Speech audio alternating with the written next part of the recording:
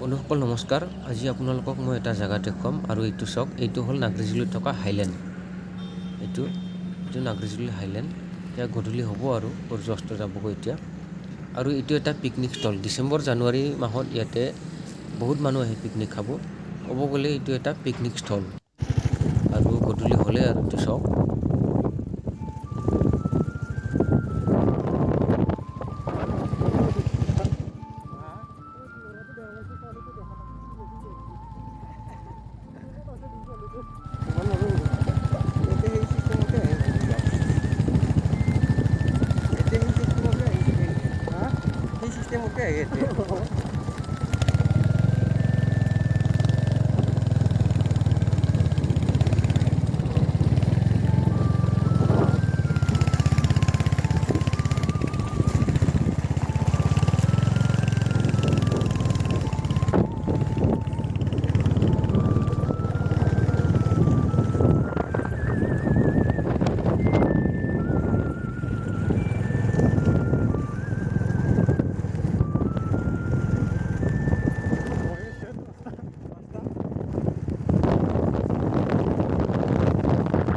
আমি main road পামেই আৰু এইটো মেইন ৰোড আহি পালোঁ আমি।